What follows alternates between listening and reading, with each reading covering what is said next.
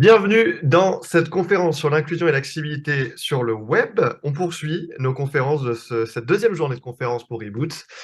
Bienvenue si vous nous rejoignez. Autour de cette table pour parler de ce sujet, Chloé Béguin, consultante et formatrice indépendante, et Anne-Sophie Tranchet, designer UX UI indépendante. Je vais vous donner la parole juste après et juste avant de vous laisser dérouler. J'aimerais vous rappeler que vous pouvez participer pendant ces conférences et vraiment on insiste, prenez le temps de poser un maximum de questions. Pour cette conférence, cependant, les questions, on y répondra à la fin. C'est-à-dire qu'on prendra un temps pour répondre à toutes vos questions, mais à la fin.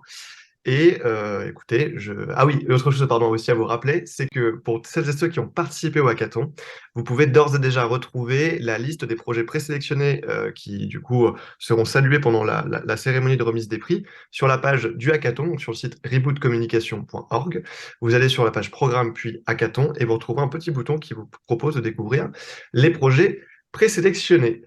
Je vous laisse donc en bonne compagnie pour découvrir des cas d'usage de personnes en situation de handicap sur le web. On va découvrir des référentiels, des solutions techniques qui donnent des clés pour une prise en compte de tous les utilisateurs et utilisatrices sur le web, quels que soient les contextes. C'est à vous. Alors, bonjour tout le monde, ravie d'être avec vous aujourd'hui. Donc effectivement, on va vous parler d'inclusion et d'accessibilité avec Anne-Sophie. Et Anne-Sophie, je te laisse la parole pour te présenter. Bonjour à tout le monde. Donc, je suis UX designer. Je m'intéresse particulièrement à l'accessibilité au contenu, ce qu'on appelle aussi UX writing. En ce moment, je suis à mon compte et je travaille beaucoup pour le service public ou l'intérêt général. Donc, c'est des missions assez passionnantes pour lesquelles l'accessibilité est évidemment primordiale. Et puis, je fais pas mal de formations et de sensibilisation, comme aujourd'hui, par exemple. Et Chloé, je te laisse plaisir de te présenter. Alors moi, donc, je suis Chloé Véguin. Pour ma part, j'ai à cœur depuis de nombreuses années de faire en sorte que dans nos conceptions en tant que professionnels, on prenne en compte l'ensemble des utilisateurs et de leur contexte d'usage. Donc, ça comprend effectivement eh bien, toutes les personnes, notamment en situation de handicap, mais pas seulement, c'est vraiment tous les contextes confondus. Et donc, pour ça, alors actuellement, j'ai une double activité. Je suis à la fois indépendante, donc dans ce cadre-là, je donne à la fois des formations pour des professionnels en poste et pour des futurs professionnels, mais également j'accompagne des professionnels, notamment des agences web, pour faire en sorte que eh bien, ces sujets de l'accessibilité numérique, de l'assurance qualité, de l'UX, donc de l'utilisateur dans sa globalité, soient vraiment pris en compte dans tous les projets. Et en même temps, donc actuellement, je suis sur une mission longue pour l'Université Bordeaux-Montaigne, dans laquelle je suis référente accessibilité numérique. Là aussi, c'est un projet passionnant parce que ça consiste à faire en sorte que, eh bien, dans toutes les strates de l'université, on prenne en compte l'accessibilité numérique. Donc, ça comprend évidemment tout ce qui est site web, mais aussi tout ce qui va être documents numériques en règle générale. Donc, par exemple, l'ensemble des cours qui peuvent être transmis numériquement aux étudiants, ce genre de choses. Donc, vraiment passionnant. Donc, l'accessibilité, d'abord, on va s'intéresser à savoir à qui on s'adresse, pour qui on va travailler. Alors évidemment, c'est pas exhaustif, mais on avait envie de vous donner des petits exemples concrets euh, pour illustrer un peu tout ça. Mais l'accessibilité, du coup, ça peut aider Marianne. Elle est dyslexique et pour elle, remplir des formulaires, pardon, c'est très fastidieux. Elle va par exemple s'aider d'un logiciel de saisie pour taper du texte. On peut aussi parler de personnes qui ont des douleurs chroniques. Des douleurs chroniques, ça veut dire avoir mal, potentiellement mal dormir, avoir du mal à se concentrer. Et du coup, ça rend la vie aussi numérique compliquée. On peut parler de quelqu'un qui est aveugle de naissance, comme Solal. Aveugle de naissance, ça veut dire qu'il a grandi aveugle. Il maîtrise très bien les outils informatiques. Par contre, il va avoir besoin que notre produit il soit compatible avec son lecteur d'écran et avec les outils qu'il utilise chaque jour. On peut aussi parler des personnes âgées. Par exemple, Marcel, qui a 78 ans, elle, ses capacités se dégradent au fur et à mesure, mais elle n'a pas dans la même aptitude à apprendre à utiliser des nouveaux outils pour s'adapter. Donc, ça va pas être les mêmes situations et les mêmes problématiques qu'elle va rencontrer. Euh, et puis, il y a les personnes qui n'ont pas d'ordinateur, comme Johanna. Tout faire depuis un téléphone, si ça marche. Est-ce que c'est possible? ou bien des personnes qui n'ont en fait ni ordinateur ni email et qui se retrouvent assez vite isolées pour faire des démarches ou accomplir des choses. Il existe des initiatives comme les maisons du numérique ou ce genre de choses, mais c'est assez chronophage et fastidieux euh, et ça n'aide pas Michael à se sentir inclus dans la société. Donc, ce qu'on va regarder maintenant, effectivement, c'est comment ça se traduit en chiffres. Il y a une enquête qui a été faite par l'INSEE en 2011 qui est assez intéressante parce que au lieu de se demander combien il y a de personnes handicapées, dans le sens combien de personnes, par exemple, ont posé un dossier de reconnaissance de travailleurs handicapés ou combien de personnes demandent de l'allocation adulte handicapé, ils ont plutôt posé la question de est-ce que dans votre vie quotidienne, votre état de santé vous empêche d'accomplir des choses, que ce soit au travail, dans vos loisirs, dans les transports. Et en fait, en posant la question de cette manière, en ayant une vision un peu plus large, on se rend compte que 22% de la population déclare effectivement avoir des problèmes de santé suffisamment importants pour que ça cause des limitations d'activité. Donc c'est vraiment l'idée qu'on va pousser aujourd'hui, c'est que l'accessibilité numérique, ça concerne les personnes handicapées et des personnes qui ne se reconnaissent pas en tant qu'handicapées, qui vont pas utiliser ce mot-là pour se définir, mais pour autant qui vont être bloqués dans certaines situations, alors que en numérique, on a tous les outils qu'il faut pour lever ces barrières. Une autre chose à avoir en tête aussi, c'est que on peut pas prédéfinir que mes utilisateurs ou les gens qui sont ma cible ne sont pas en situation de handicap. Le handicap, ça se voit pas forcément. La dépression, les troubles cognitifs, les troubles 10, les migraines, les troubles visuels, d'audition, il y a plein de choses qui ne se voient pas. Et donc, on peut jamais dire de manière assurée, non, moi, il n'y a pas de personnes handicapées dans les gens qui utilisent mon service. C'est le plus souvent invisible. Une autre chose un autre chiffre à avoir en tête, c'est que la vie, c'est pas un long fleuve tranquille, et que c'est pas parce qu'aujourd'hui on est en bonne santé et qu'on arrive à utiliser le web comme on veut que ce sera le cas demain. 85% des personnes qui sont en situation de handicap le sont devenues au cours de leur vie. Et du coup, c'est évidemment pas les mêmes enjeux parce que il faut apprendre accepter et arriver à trouver des contournements, choses qu'on n'arrive plus à faire comme on pouvait le faire auparavant. Et c'est d'autant plus vrai que dans pas si longtemps que ça, en 2035, un Français sur trois aura plus de 60 ans. Et donc là, il y a vraiment un côté irréfutable, je sais plus quel mot je voulais dire, mais il y a un côté indéniable où en vieillissant, il y a forcément plus de risques qu'on ait des troubles de santé normaux dans le sens où ils viennent avec la vieillesse, mais qui vont rendre certaines actions ou certaines tâches plus difficiles qu'avant.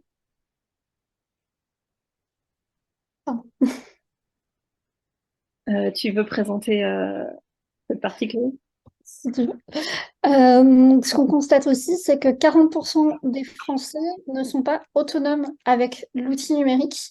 Qu'est-ce que ça veut dire, ça? Ça veut dire qu'on a 40% des Français qui ont eu besoin de demander de l'aide à d'autres personnes pour pouvoir accomplir des tâches, parce qu'il fallait utiliser le numérique. Quelques exemples, parmi vous, il y en a peut-être parmi vous êtes étudiant, peut-être que vous n'avez pas encore ou que vous allez remplir votre première feuille d'impôt. Ça, il va falloir le faire en ligne. Ben, très souvent, ce qu'on constate, en fait, c'est que remplir ses impôts en ligne, c'est pas forcément toujours évident. Donc, on a très souvent besoin de demander de l'aide parce qu'on ne comprend pas forcément toujours comment fonctionne le site. On ne comprend pas toujours qu'est-ce qu'il faut remplir à tel endroit ou tel endroit. De la même manière, peut-être que vous avez déjà voulu utiliser des sites pour faire vos permis de conduire, par exemple, ou vos cartes d'identité. Tout ça, ce qu'on constate, c'est que ce sont des démarches qui, quand on n'a pas l'habitude de les faire, sont potentiellement dures à faire. Et donc, on a besoin de demander de l'aide. À partir du moment où on a besoin de demander de l'aide, qu'on soit jeune, plus âgés, peu importe, quel que soit notre âge, quelles que soient nos conditions matérielles. On peut très bien avoir des très bons matériels, des très bons smartphones, des très bons ordinateurs, et pourtant se retrouver dans une situation où ben, on n'y arrive pas. Ce qu'on constate également, c'est qu'on a 19% des Français qui ont renoncé à faire des démarches parce qu'il fallait utiliser le web. Donc, juste cette notion, au-delà de ces 40% des Français qui ne sont pas autonomes, on en a quand même aussi 19% qui, à partir du moment où ils n'ont pas réussi, ou même où juste il fallait utiliser l'outil numérique, ben, 19% ont carrément décidé de ne pas faire leur démarche. Donc ça, qu'est-ce que ça veut dire? Ça veut dire que potentiellement, eh bien, ils n'ont pas accès euh, aux mêmes services que tout un chacun. Et enfin, on a 12% des Français qui ne sont jamais connectés à Internet. Ça, qu'est-ce que ça veut dire? Ça veut dire que toutes les démarches qu'il est indispensable de faire en ligne, qu'on ne peut pas faire autrement, c'est le cas par exemple pour... peut-être que certains d'entre vous habitent un peu excentrés des villes et que vous devez parfois prendre le train. Ben, ce qu'on constate, c'est qu'il y a, par exemple, de moins en moins de guichets pour prendre ces billets de train. Il faut passer par des bornes quand il y en a. Et bien, s'il n'y a pas de borne, s'il n'y a pas de guichet, bah, du coup, il faut avoir un smartphone ou un ordinateur pour prendre son billet. Euh, et ça, bah, il y a plein de personnes qui, quand vous n'avez pas accès, excusez-moi, quand vous n'avez pas accès, quand vous n'êtes pas du tout connecté, quand vous n'êtes jamais connecté, bah, tout simplement, vous ne pouvez pas prendre votre billet de train. C'est un exemple parmi beaucoup d'autres, mais il y a encore 12% de la population en France qui n'est jamais connectée à Internet. Ça peut être aussi pour des soucis de connexion, parce qu'ils sont en zone blanche, par exemple, donc des zones où on ne capte pas. Voilà, donc tout ça, ce sont des contextes d'utilisation qu'il est important d'avoir en tête. En parlant de contexte d'utilisation, on va vous montrer comment certaines personnes vont pouvoir naviguer sur le web et percevoir le web. Donc, on va commencer ici avec ce qu'on appelle un lecteur d'écran. Donc, vous allez voir que là, on est sur une page web et je vais lancer le lecteur d'écran. Et en fait, il faut vous dire que il y a beaucoup de personnes qui ne vont naviguer qu'avec ça, qu'avec ce lecteur d'écran qui va venir leur vocaliser l'ensemble des contenus, des pages web, mais aussi ça fonctionne aussi sur les smartphones par exemple. Je vous lance l'élément. L'accessibilité numérique, et si nous agissions? Menu de navigation, liste de 5 éléments. Daltonisme, lien. Malvoyance, lien. Cécité, page courante, lien. Malentendance, lien. Handicap moteur, lien. Titre de niveau 1, cécité. Les personnes aveugles ou malvoyantes utilisent des logiciels appelés lecteurs d'écran pour consulter les contenus numériques. Ces systèmes restituent les contenus sous deux formes. Liste de 2 éléments. Puce, orale, à l'aide d'une synthèse vocale, comme celle que vous pouvez écouter sur cette page. Puce, braille, à l'aide d'une plage braille, qui affiche les textes à l'aide de picots en plastique, qui montent et descendent pour retranscrire en braille le texte affiché à l'écran. Image, légende ci-après. Exemple de plage braille. Photo copyright Humanvar. Au-delà de la simple consultation, ces systèmes, puissants, permettent de naviguer plus aisément dans les contenus, en passant d'un titre à un autre, en atteignant directement le contenu ou le menu de navigation, etc. Donc là, ce que vous avez pu expérimenter, c'est la manière dont, par exemple, des personnes aveugles vont naviguer sur le web. Évidemment, une personne aveugle ne va pas voir l'écran. Une personne aveugle va devoir se fier à ses autres sens pour pouvoir naviguer, donc notamment son audition, mais aussi, par exemple, ses doigts. Donc pour naviguer sur le web et sur le mobile, les personnes aveugles vont utiliser ce type d'outils, donc des lecteurs d'écran, qui vont venir leur restituer ce qu'il y a à l'écran d'une manière différente. Et donc, il faut bien vous dire que quand on navigue sur le web, sur un smartphone, on a beaucoup d'utilisateurs qui se retrouvent dans la situation où, par exemple, ils ne vont pas avoir d'écran, ils ne vont pas avoir leur vue pour pouvoir naviguer, ou d'autres qui ne vont pas avoir de clavier. Vous avez aussi des personnes qui vont percevoir les sons de manière différente. Donc ici, je vais vous montrer une deuxième démonstration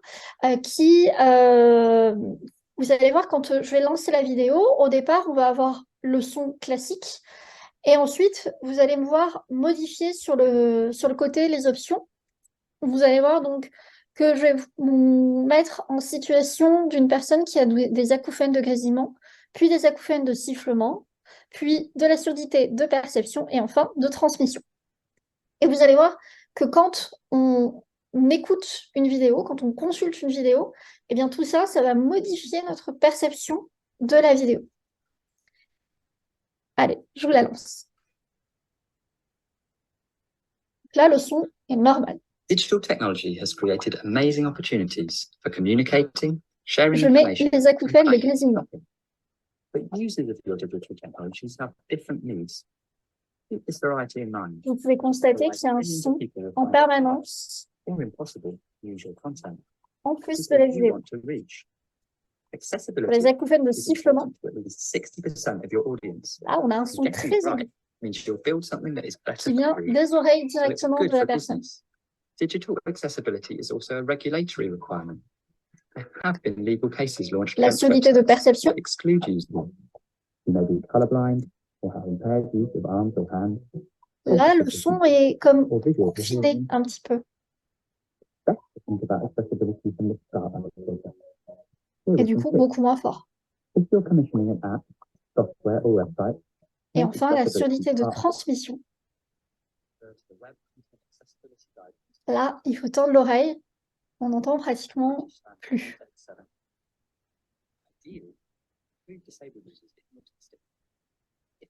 Donc, ce qu'on constate ici, c'est que suivant les problématiques d'audition que l'on a, on va effectivement percevoir le son, la vidéo, tout contenu qui diffuse du son. Ça peut être les podcasts aussi, par exemple. Tous ces contenus-là, on va les percevoir de manière différente. Et surtout, on peut ne pas totalement percevoir tout le message, ne pas comprendre tout le message qui va être diffusé.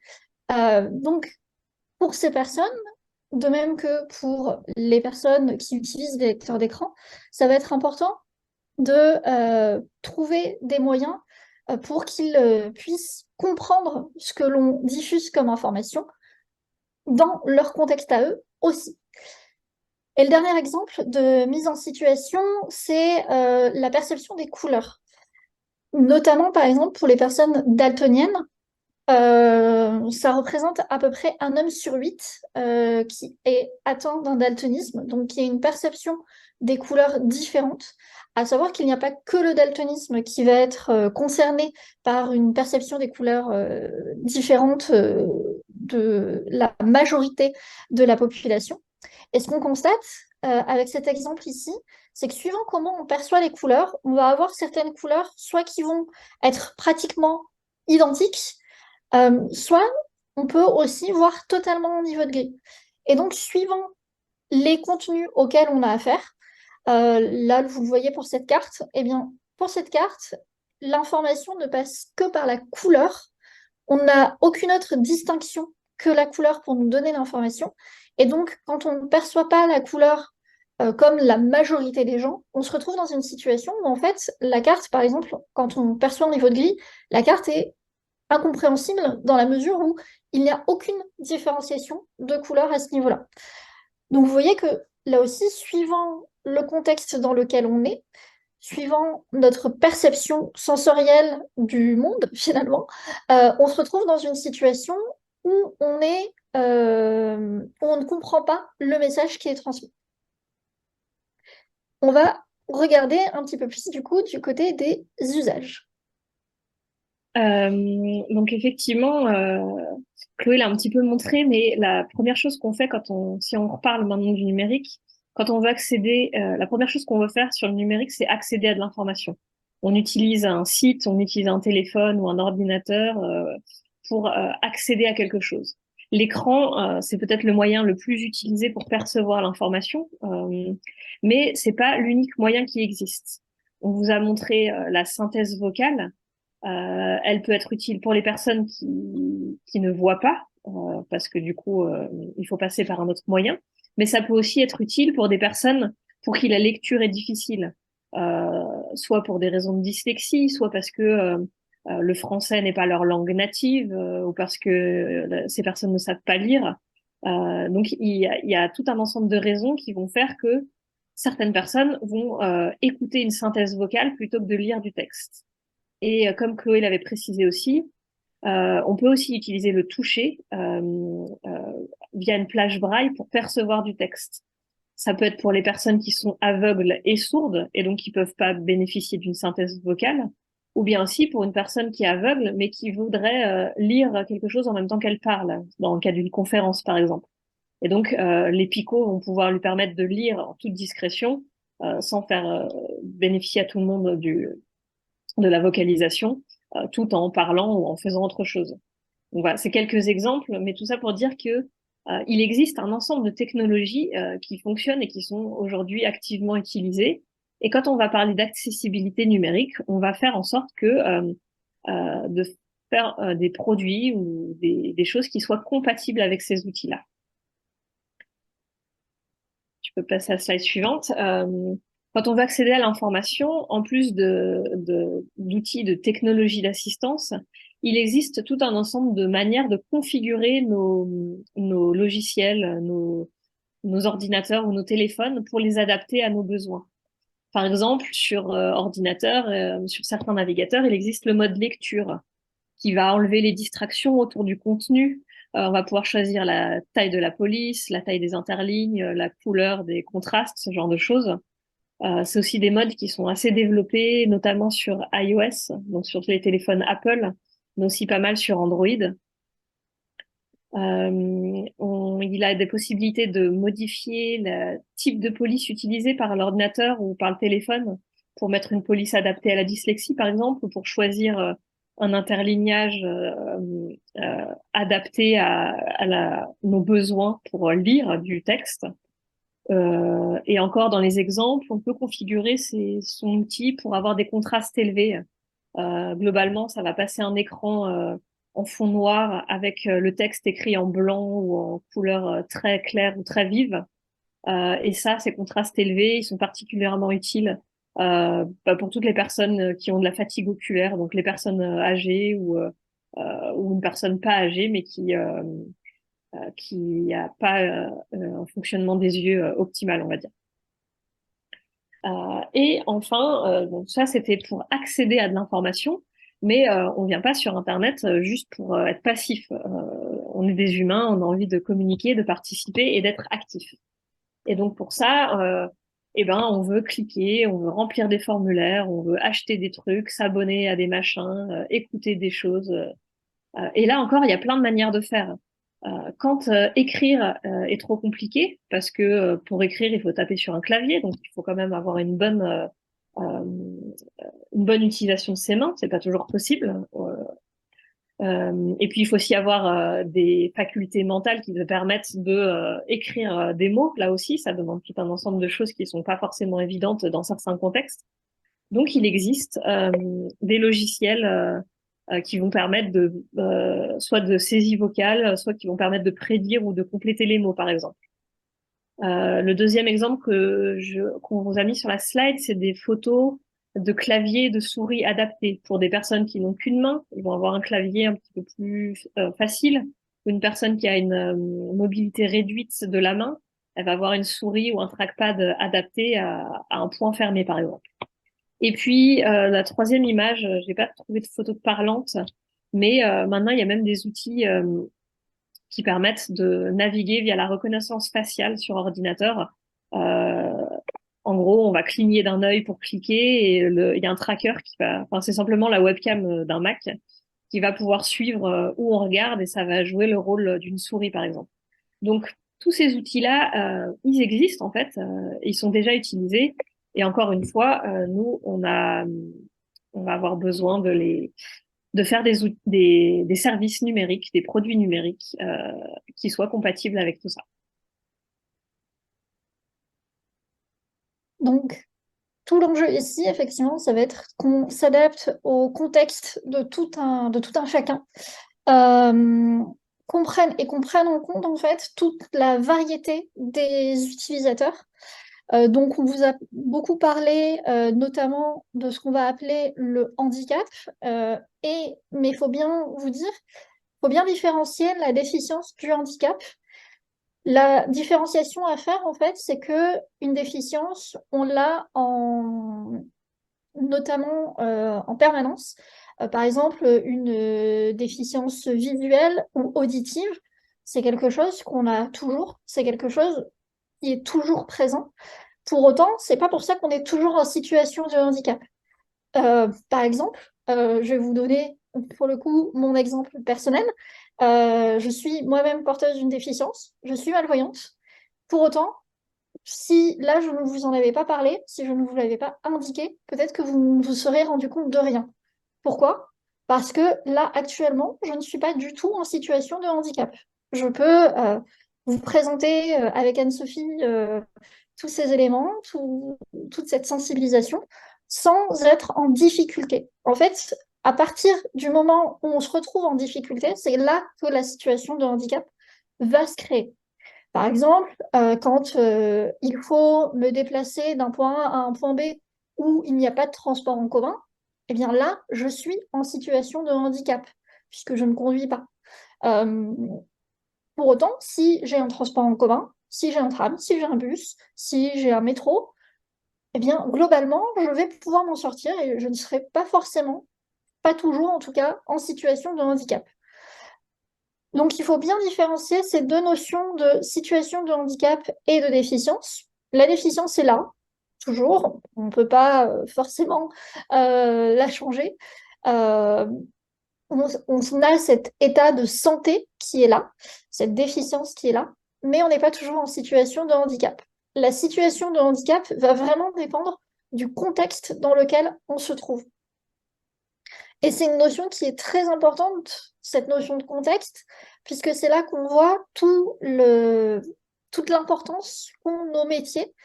En tant que professionnel, on a un impact forcément si on ne prend pas en compte ces différents contextes d'usage et si on ne fait pas en sorte que, eh bien, ce que l'on produit, les services, les produits numériques que l'on produit, si on ne fait pas en sorte qu'ils soient optimisé pour répondre à tous ces contextes d'usage, à tous ces logiciels dont on vient de vous parler, à tous ces matériels dont on vous a présenté, tous ces outils d'assistance.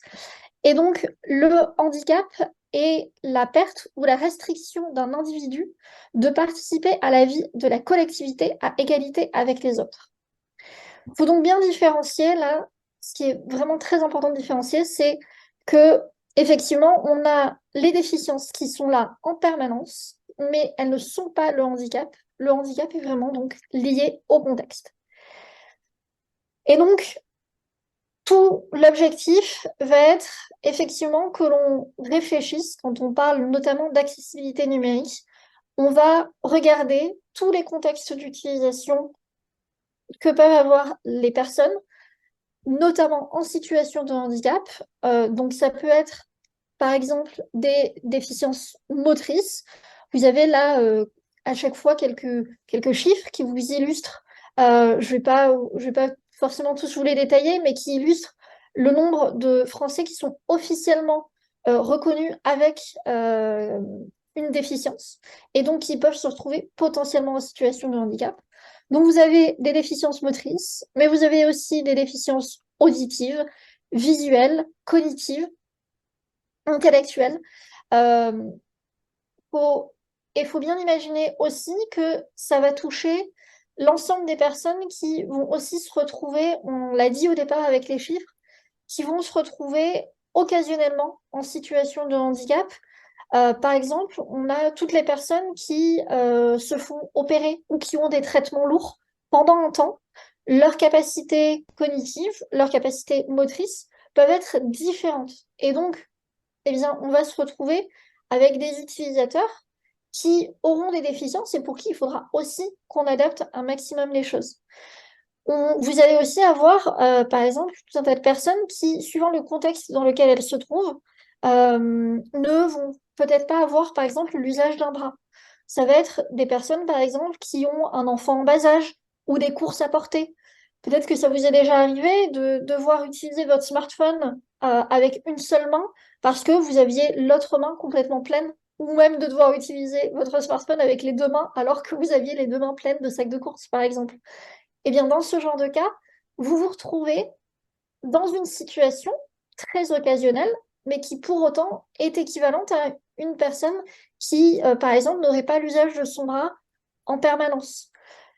Vous vous retrouvez dans un contexte où, eh bien, si on n'a pas adapté les choses en tant que professionnel, si on n'a pas adapté notre produit, notre service, eh bien, vous êtes en difficulté. Et donc, tout l'enjeu, c'est de faire en sorte qu'il n'y ait justement beaucoup moins que ces difficultés, beaucoup moins de blocages. Il faut savoir qu'il y a un cadre légal autour de l'accessibilité numérique que je vais laisser Anne-Sophie vous présenter. Donc effectivement, c'est important pour tous les pays en fait de poser un cadre légal pour s'assurer que on laisse pas les personnes handicapées exclues de la société. Ce cadre légal, il existe dans tout plein de pays sous plein de formes différentes. Aux États-Unis, c'est la section 508. Voilà, on va pas forcément lister toutes les dates et tous les termes qui existent. Chaque pays va à son rythme, mais on va parler un peu plus du coup de la France. Il y a deux termes à avoir en tête. D'abord, il y a les WCAG. WCAG, on le prononce WCAG, ce sont les Web Content Accessibility Guidelines.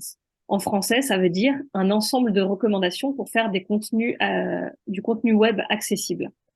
Donc, c'est un ensemble de recommandations. Des recommandations, ça n'engage rien ni personne, mais elles existent. C'est un travail assez incroyable qui est fait de manière internationale pour définir qu'est-ce qu'un service accessible, qu'est-ce qui rend les choses accessibles et qu'est-ce qui les rend non accessibles. À partir de là, chaque pays, la plupart des pays sont partis des WCAG, en tout cas c'est le cas de la France, pour construire quelque chose autour de ça qui va se traduire en termes de loi. En France, c'est le RGAA, pour Référentiel général d'amélioration de l'accessibilité. Et ce RGA, il est parti des recommandations du WCAG pour en faire des tests et des critères où là, vraiment, on va avoir quelque chose de binaire. Est-ce que oui ou non, cette bonne pratique, elle est respectée? Sinon, t'as un mauvais point. Et au bout de tant de barrières d'accessibilité, on considère que le site n'est pas accessible. Et du coup, c'est un problème. Donc, c'est intéressant d'avoir en tête ces deux noms parce que quand vous chercherez des ressources sur Internet ou des détails sur l'accessibilité, faudra avoir en tête que les WCAG, c'est tout à fait valide. C'est la norme internationale qui est valable partout. Et le RGA, c'est l'implémentation française de ces bonnes pratiques.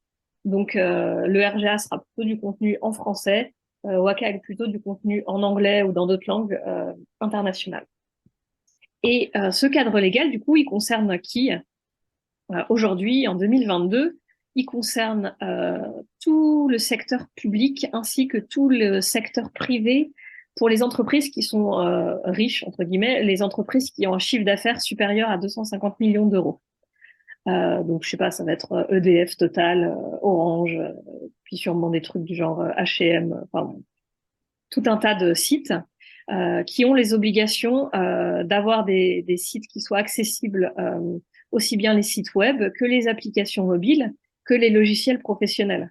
Parce que, surprise, les personnes en situation de handicap aussi ont envie, voudraient travailler. Et du coup, on peut pas se contenter de rendre le côté grand public accessible. Il y a aussi le côté professionnel qui doit être accessible. Aujourd'hui, c'est la situation, elle est comme ça. En 2025, c'est intéressant parce que le paradigme va un petit peu changer. On va pas dire le secteur public et les riches du secteur privé doivent donner bon exemple. On va plutôt dire quel est le service rendu. si vous avez un site de e-commerce ou un service bancaire ou un site d'information ou de communication, alors vous devrez être accessible parce que vous soyez une grande enseigne de vêtements ou quelqu'un qui vend de la confiture faite maison dans son garage, eh bien, n'importe qui devrait pouvoir acheter ce que vous proposez, que cette personne soit aveugle, dyslexique ou toute autre situation de handicap. Donc ça, c'est prévu pour 2025. Les lois sont pas encore totalement écrites. Là, pour l'instant, elle est écrite au niveau européen. Il n'y a pas encore les décrets, tout ce qui va bien au niveau français, mais ça va arriver. Et je trouve ça extrêmement intéressant de le prendre de ce prisme-là, du côté service rendu, et pas seulement euh, les, les gros doivent donner le bon exemple, hein. Surtout que c'est pas totalement le cas non plus. Aujourd'hui, on est très en retard en accessibilité, aussi bien dans le service public que dans le secteur privé. On va maintenant s'intéresser à la question de qu'est-ce qu'on peut faire peut-être plus concrètement.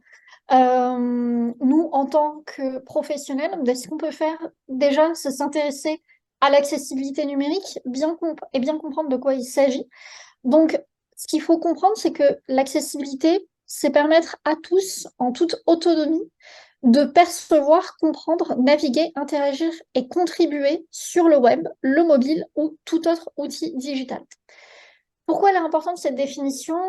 Il y a plusieurs choses qui sont importantes là-dedans. C'est que la première chose, c'est que ça concerne absolument tous les outils digitaux.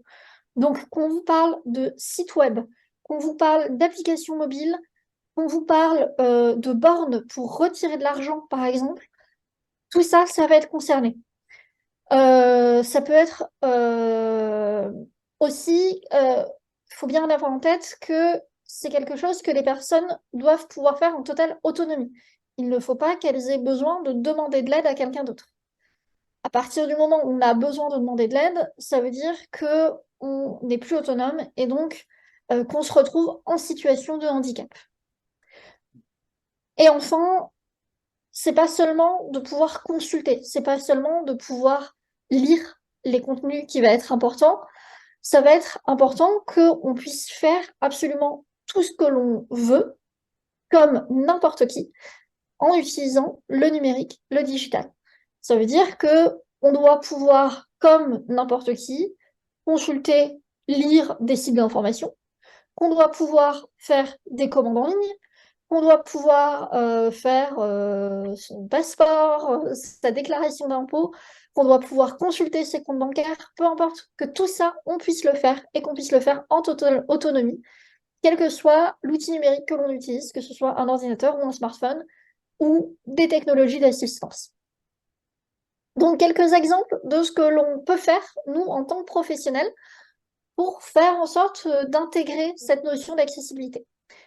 Une chose importante, ça va être de réfléchir à ces contrastes de couleurs, au choix des couleurs qu'on va utiliser. Donc, le contraste, comment ça se mesure? Vous regardez la couleur de vos textes, par exemple, et la couleur de fond. Si vous avez, par exemple, un texte en gris clair avec un fond blanc, bah dans ce cas-là, vous pouvez vous dire qu'il n'y a pas assez de contraste. Vos utilisateurs ne vont pas réussir à lire le contenu qui est écrit. Donc, ça va être important de veiller à ces contrastes, de faire attention à ces contrastes. On n'est pas obligé de les pousser à l'extrême, d'accord? On peut faire en sorte d'avoir de bons contrastes et des choses très belles, très jolies. Pour pouvoir vous y aider, on vous a mis sur la slide des outils qui peuvent vous aider, donc notamment Color Contrast Analyzer et Stark, qui peuvent vous aider à mesurer justement ces contrastes quand vous faites vos créations, par exemple.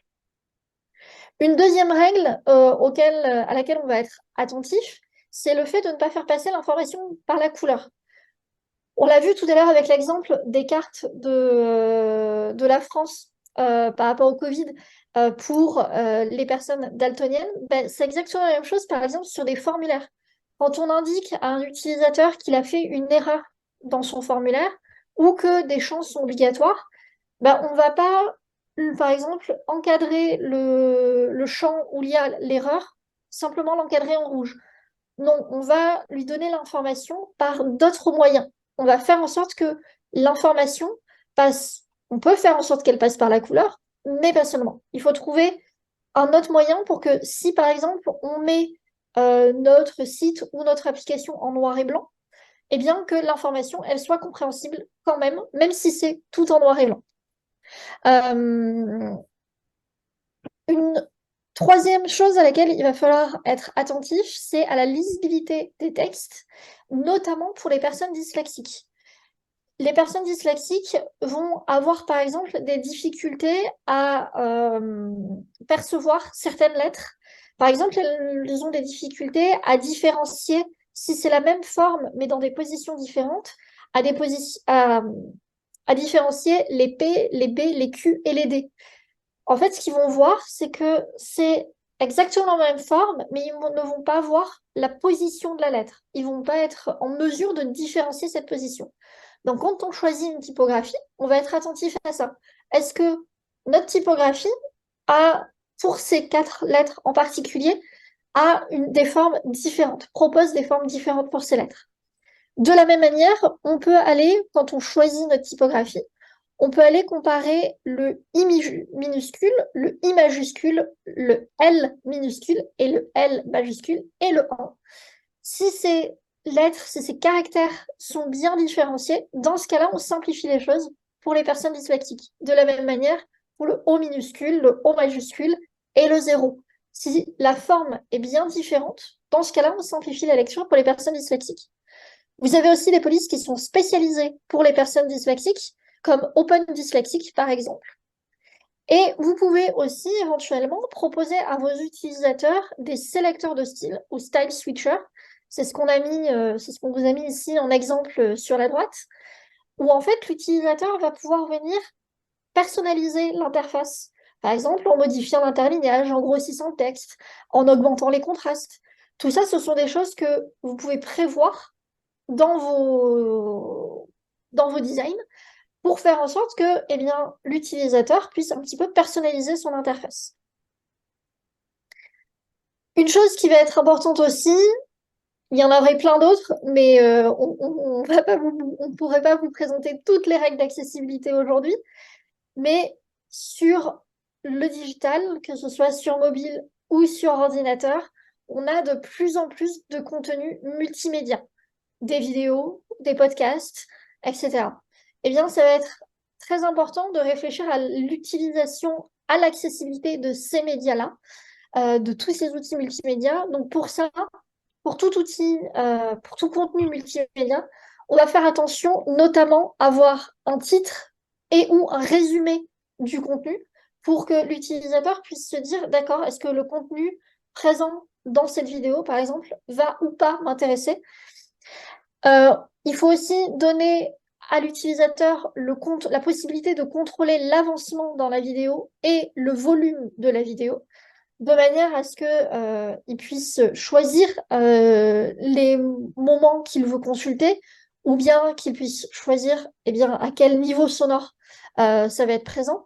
Par exemple, pour toutes les personnes qui seraient très sensibles au niveau de l'audition, ils vont vouloir baisser peut-être le son le plus possible tout en continuant à percevoir ce qui est dit dans la vidéo.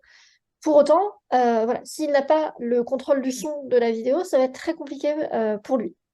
Également, avoir une transcription intégrale de la vidéo.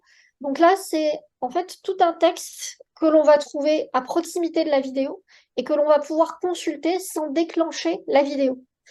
Ce texte va reprendre tout ce qu'il y a présent dans la vidéo, tous les dialogues par exemple, expliquer voilà, tout ce qu'il y a dans la vidéo, de manière à ce que si par exemple on n'entend pas, ou si par exemple ça demande trop d'efforts cognitifs pour consulter une vidéo, on puisse décider de lire au lieu de lancer la vidéo. On va également être attentif à ce qu'il y ait des sous-titres. Ces sous-titres, ils vont être importants notamment pour les personnes malentendantes ou pour les personnes sourdes. Ça va être important aussi pour les personnes qui ne parlent pas la langue de la vidéo, pour qu'ils aient un support écrit. Ça vous est peut-être déjà arrivé de consulter une vidéo dans une langue étrangère et donc d'avoir besoin de sous-titres en plus pour mieux comprendre. Et pour ces sous-titres, ce qui va être important, c'est de faire en sorte qu'ils soient eux aussi accessibles, notamment par exemple à ce qu'ils soient bien contrastés. Si vous avez des sous-titres écrits en blanc sur un fond blanc, par exemple une personne qui a un t-shirt blanc, qu'elle ait des sous-titres devant son t-shirt, eh bien on ne pourra pas les lire. Donc il y a tout un tas de conventions pour faire en sorte que les sous-titres, eux aussi, soient correctement lisibles. On va parler de choses un peu plus peut-être anecdotiques, mais que je trouve personnellement fascinantes. Euh, L'usage des emojis, est-ce que utiliser des emojis, ça peut freiner ou pas l'accessibilité? Il y a un exemple qui m'avait beaucoup fait rire, c'est un tweet de l'OMS, donc l'Organisation mondiale de la santé, qui avait dit au tout début de la pandémie, protégez-vous du Covid et lavez-vous les mains avec du savon et de l'eau. Sauf, enfin, c'est ce qu'ils avaient voulu dire. Sauf que l'emoji goutte d'eau qu'ils ont utilisé à la place de eau, en fait, c'est des gouttes de sueur. Donc, quelqu'un qui utilisait un lecteur vocal entendait protégez-vous du Covid 2019, lavez-vous les mains avec du savon et de la sueur. Et d'un coup, ça perd un peu son sens.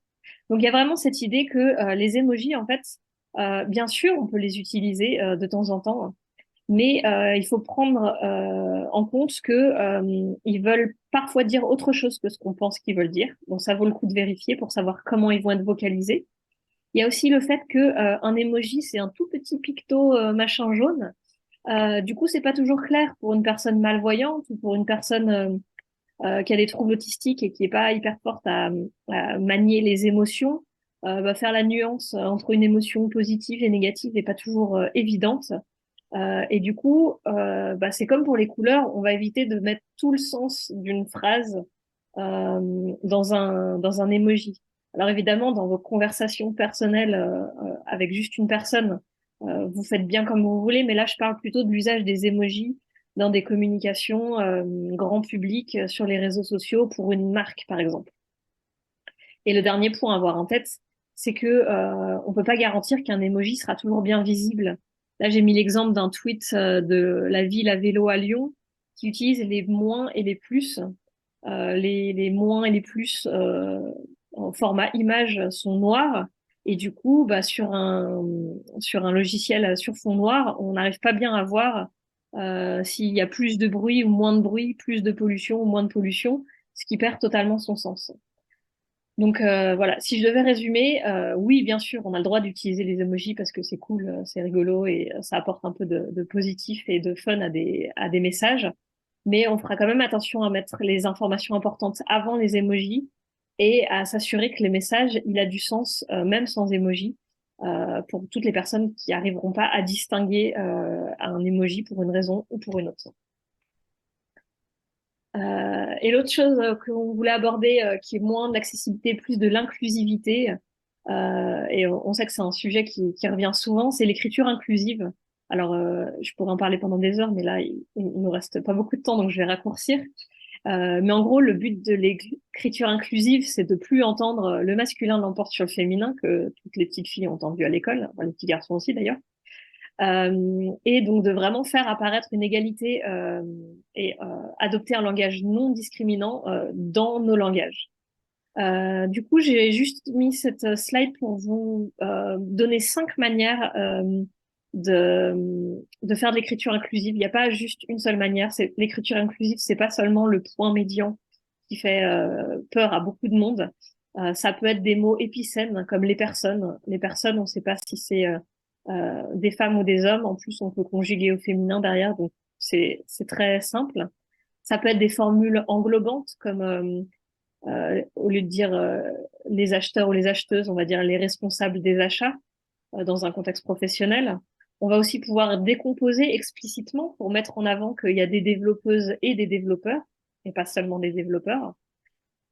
Évidemment, le point médian, ça peut être quelque chose d'intéressant quand les mots se prononcent à l'identique, mais personnellement, c'est pas du tout le premier outil que je vais utiliser parce ça donne des mots pas toujours faciles à lire. Et puis, dans certains contextes, on peut se permettre d'utiliser des nouveaux mots, le mot yel pour il ou elle, ou ceux pour celles et ceux, La langue française, elle évolue et je considère qu'on a le droit de jouer avec. À titre personnel, je l'utilise pas dans tous mes cadres professionnels, mais de plus en plus parce que j'aime bien. Je crois que c'était tout pour cette slide-là. Et maintenant, on voulait vous présenter quelques ressources, notamment au Royaume-Uni, le gouvernement, il a travaillé sur des super posters qui s'appellent les do's and don'ts, donc à faire ou à ne pas faire. Ils sont libres de droit, donc ils ont été traduits en français. Et je vous recommande d'aller les regarder. Il y en a 6 pour les personnes qui ont un handicap physique ou moteur, pour les personnes sur le spectre du trouble autistique, pour les personnes malentendantes ou sourdes. Enfin voilà, il y en a plein et ils sont assez rapides à lire et du coup ça donne plein d'idées sur qu'est-ce qu'on peut faire ou qu'est-ce qu'on ne peut pas faire. Tout plein de choses dont on aurait adoré parler aujourd'hui, mais 1 heure c'est assez court, donc on pouvait pas aborder tous les sujets. On a dû faire des choix parfois drastiques. La deuxième ressource dont je voulais vous parler, alors c'est un petit instant promo parce qu'il se trouve que c'est moi qui ai designé ce site, enfin qui ai conçu ce site, mais c'est design-accessible.fr. Vous y trouverez notamment une checklist euh, euh, qui va vous permettre de commencer, en fait, de savoir, OK, j'ai fait une maquette, j'ai fait un site, j'ai fait quelque chose. Est-ce que j'ai rien oublié dans mes contenus, dans le choix des couleurs, s'il y a des formulaires? Euh, donc voilà, c'est pour avoir en tête des choses et puis pouvoir voir en tant que designer qu'est-ce qu'on peut faire et sur quoi on a de l'impact. Et la dernière ressource dont on avait envie de vous parler aujourd'hui, puisque c'est Reboot Communication, c'est un site un petit peu similaire, mais pour les personnes qui vont communiquer sur les réseaux sociaux, donc qui s'appelle accessible-social.com. Et il y a tout un ensemble de guides et de bonnes pratiques sur comment avoir une communication inclusive et accessible sur les réseaux sociaux pour être lu et entendu par toutes et tous. Dans le genre ressources un peu plus professionnel, il y a les super notices de AccessWeb. C'est des notices qui sont présentes depuis un moment. Je crois qu'elles ont plus de 15 ans. Donc les captures d'écran peuvent être parfois un peu vintage, mais c'est vraiment l'unique défaut mineur qu'on peut leur reprocher parce que c'est des ressources hyper qualitatives et elles sont intéressantes parce que elles existent pour différents corps de métier. Il y a pour les développeurs ou développeuses, il y a pour les designers, designeuses, et puis pour toutes les personnes qui vont être amenées à rédiger du contenu à un moment donné. Et là, ça concerne pas mal de corps de métier. Et du coup, selon ces notices, ça va être plus ou moins illustré d'exemples de bouts de code ou d'autres. Donc c'est vraiment, elles sont bien faites, elles sont très complètes et c'est une ressource assez indispensable pour les professionnels.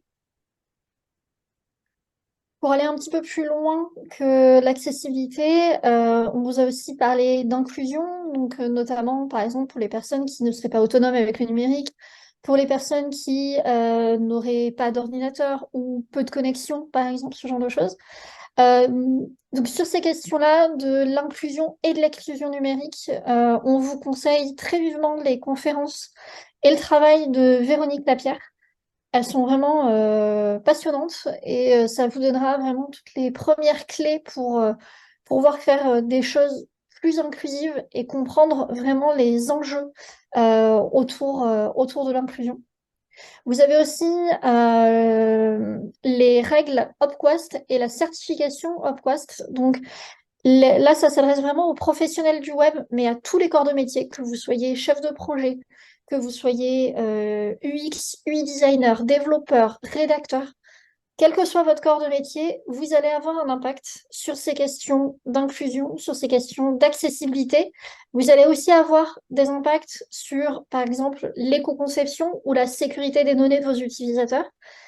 Eh bien, OpQuest, via la discipline qu'on appelle l'assurance qualité web, OpQuest vient donner des règles pour faire en sorte que on ait un socle pour tous les sites internet, un socle de règles à respecter qui vont faire que, eh bien, on aura des sites qui vont être plus éco-responsables, qui vont être plus accessibles, qui vont être plus dans le respect des données personnelles des utilisateurs.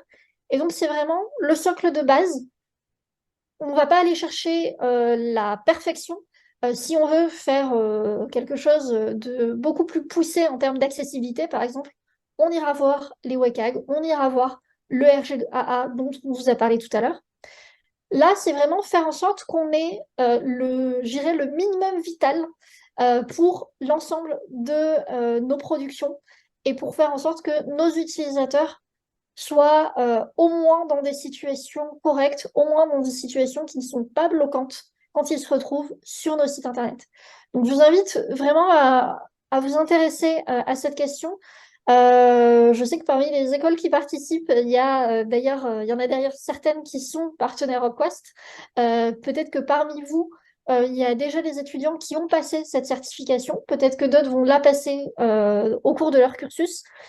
Vraiment, c'est super intéressant et à mon sens, c'est la base, l'assurance qualité web, pour faire en sorte qu'on ait des contenus, qu'on soit plus inclusif, plus accessible, qu'on soit dans le respect des données de nos utilisateurs, etc. Je vais m'arrêter là sur UpQuest parce que je pourrais là aussi vous en parler pendant des heures. Et enfin, vous avez cette dernière ressource qui va vous permettre là aussi de trouver des données beaucoup plus concrètes autour de l'exclusion numérique et de l'inclusion. Là aussi, si vous voulez pousser le sujet, c'est quelque chose de très intéressant. Il propose des choses très intéressantes. Pour le mot de la fin, en guise de conclusion, ce sur quoi on voulait vraiment insister, c'est que pour vous dire que quand on parle d'inclusion, quand on parle d'accessibilité, on s'adresse vraiment à l'ensemble des professionnels, que ce soit les professionnels du web, chefs de projet, product owner, UX, UI designer, euh, créateurs de contenu, euh, toutes les personnes qui vont rédiger des choses, etc. Mais aussi toutes les personnes qui vont travailler la communication au sens large. On a tous un impact positif ou négatif sur l'inclusion et l'accessibilité. Donc, c'est extrêmement important de prendre en compte ces sujets, quels que soient nos métiers. L'accessibilité, c'est effectivement la responsabilité de tout le monde. Donc, pensez-y. J'espère que cette intervention qu'on a faite aujourd'hui avec Anne-Sophie vous aura permis au moins de vous dire, OK, peut-être que je vais y penser sur mes prochaines productions. Donc, merci Merci. à vous. Merci beaucoup Anne-Sophie, merci beaucoup Chloé. Il nous reste 2 minutes tout pile. On a eu 2 questions. On va essayer de les prendre en 2 minutes. Je sais pas si c'est possible. On va peut-être déborder d'une minute ou deux. Désolé les mémis, pas plus. Il y avait Never Sophie qui demandait, qui se posait la question, le RG2A, pardon, est-il suffisant? Quelles évolutions peut-on attendre du droit français en matière d'accessibilité du numérique? Le RG2A, il n'est pas suffisant dans le sens où c'est une illustration parfaite que c'est pas parce qu'il y a une loi qu'elle est appliquée. Ça fait environ 10 ans que les sites du service public devraient être tous accessibles et ils le sont encore pas du tout. Là, hier, ils ont publié un truc, ils vont l'être d'ici 2027. Ils se sont engagés 100% des sites 100% accessibles d'ici 2027. On sait bien, on n'aura que 20 ans de retard. Mais non, c'est pas suffisant. Mais comme, entre guillemets, c'est l'État qui est le premier inactif, bah, il n'est pas non plus pressé de consolider les lois. Au niveau européen, on n'est clairement pas les plus avancés là-dessus. Alors, il me semble qu'en termes de référentiel, on est les plus avancés. Par contre, en termes d'application du référentiel, on n'est pas terrible. Mais Je pense qu'on est plus avancé en termes de référentiel. On n'a pas de référentiel mobile et notre référentiel, il est à peu près équivalent à d'autres qui existent dans d'autres pays. Euh, hors UE ou dans l'UE? dans l'UE. Ok, Principalement, ok. On avait une deuxième question de Poney Gourmand qui disait, lorsque vous êtes dans un projet de création d'un site web, vous réussissez à faire en sorte que tous les critères soient respectés ou est-ce que vous faites des concessions? alors là, ce qui va être, à mon sens, important, déjà, il faut regarder, est-ce que tu es sur une production de refonte, par exemple, un site qui existe déjà et on fait une nouvelle version. Dans ce cas-là, ce qui va être important de regarder déjà en premier, c'est OK, quels sont les problèmes principaux? Alors, tu peux regarder avec le RG2A, tu regardes bah, pour chaque critère, ok, est-ce que je suis valide, est-ce que je suis pas valide. Tu peux aussi regarder avec les utilisateurs directement. Peut-être que certains d'entre vous connaissent ces méthodes de test utilisateur, par exemple, euh, qui vont permettre de voir quelles sont concrètement les principales difficultés de ton utilisateur. Et à partir de là, eh bien, ça va t'aider aussi à prioriser ce qu'il va falloir corriger finalement. Et donc, sur ta refonte, te permettre de te donner quelques priorités. Parce que tu vas avoir certains critères qui vont être bloquants, certains autres qui vont être potentiellement juste un peu gênants. Donc, c'est important, on le sait, dans tout projet, on doit forcément prioriser. Euh, donc, bah, prends les critères les plus bloquants pour tes utilisateurs. Également, prends aussi les critères qui, par exemple, si tu es sur un parc de sites et que tu utilises un design system, bah, fais en sorte que ton design system, déjà, il prenne en compte l'accessibilité. Parce que si ton design system il prend en compte l'accessibilité, ça veut dire que tu vas pouvoir beaucoup plus facilement répliquer de bonnes choses sur plusieurs sites. Donc, voilà, en prenant en compte tout ce qui est bloquant, en prenant en compte tout ce qui est réplicable facilement, en prenant en compte ce qui est aussi faisable rapidement et facilement sans demander beaucoup d'efforts aux équipes, bah, dans ce cas-là, c'est pas mal. Après, un point sur lequel moi je tiens à insister, et c'est pas trop dans ta question, mais pour faire en sorte de prendre en compte ces sujets de l'accessibilité et de l'inclusion, c'est indispensable de se former. Si on ne se forme pas, euh, si on ne prend pas de bonnes habitudes dès le départ, eh bien, on va forcément pas faire les choses correctement. Par exemple, si on prend l'habitude de publier des vidéos sans sous-titres, ben, le jour où on va nous demander de mettre des sous-titres sur une vidéo, ça va nous demander un effort. Alors que si automatiquement on réfléchit quand on crée nos vidéos à faire nos scénarios et donc à faire quelque chose qui est assez détaillé, à faire quelque chose où il y a déjà les textes qui sont présents, etc., bah, si on a notre scénario, on va pouvoir faire notre vidéo, on va pouvoir beaucoup plus facilement intégrer nos sous-titres parce on pourra se baser sur ce scénario. Et donc, en fait, quand on devra intégrer les sous-titres, bah, ça ne nous demandera pas un effort en plus. C'est quelque chose qu'on aura l'habitude de faire. Donc, plus on a l'habitude de faire les choses, plus on est formé au départ à ces sujets-là, et plus on pourra les intégrer, et plus on pourra intégrer de choses aussi. Et au moins, on se sentira obligé de prioriser, justement, en fonction des retours utilisateurs et des critères du RGA. C'est quelque chose auquel nous on est confronté justement à Reboot. Pour l'instant, on n'a pas le typing ni la transcription texte, mais on y travaille. Il nous reste vraiment plus de temps. Je suis désolé. Par contre, je voulais quand même vous lire qu'il y avait la classe de Sub de Web de Toulouse Kat qui vous remercie, que c'était captivant. Et en vrai, il reste une question un peu clash-cash. On va y aller. Je pense que ce sera la toute dernière vraiment. Il pose la question. 2 mots sur le fait qu'on reproche à l'écriture inclusive de ne pas être accessible. Bah, du coup, c'est ce que disait Anne-Sophie quand elle a présenté justement cette question de l'écriture inclusive. Il faut bien vous dire que l'écriture inclusive, c'est pas seulement le point médian. Il y a plein d'autres manières de faire de l'écriture inclusive. Et donc, bah, utiliser, par exemple, les formes épicènes, ce genre de choses. Vous pouvez faire de l'écriture inclusive et être accessible si vous utilisez justement ces différentes formes. Et là aussi, tout dépend de comment vous l'utilisez. Si vous l'utilisez avec parcimonie, ça, ça va moins impacter.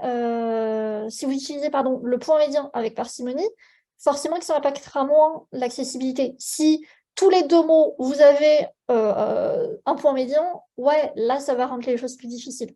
En fait, soyons pragmatiques, utilisons d'abord les autres formes qui existent, et ensuite le point médian vous allez voir que ça va vous le faire utiliser avec beaucoup plus de parcimonie. En tout cas, on est content que les gens s'intéressent à l'accessibilité puisqu'ils évoquent. Ouais, il faut qu'on rende vraiment la place pour la conférence suivante. Merci beaucoup à toutes les deux. Je me suis permis de gratter les 5 minutes en me disant que peut-être il pourrait gratter 5 minutes sur celle d'après vu que ce sera la pause. Peut-être à l'année prochaine. Et n'hésitez pas à commenter tout ce que vous pouvez sur cette vidéo puisqu'elle sera en rediffusion prochainement sur le site et on garde les commentaires. À bientôt. Merci. Merci beaucoup.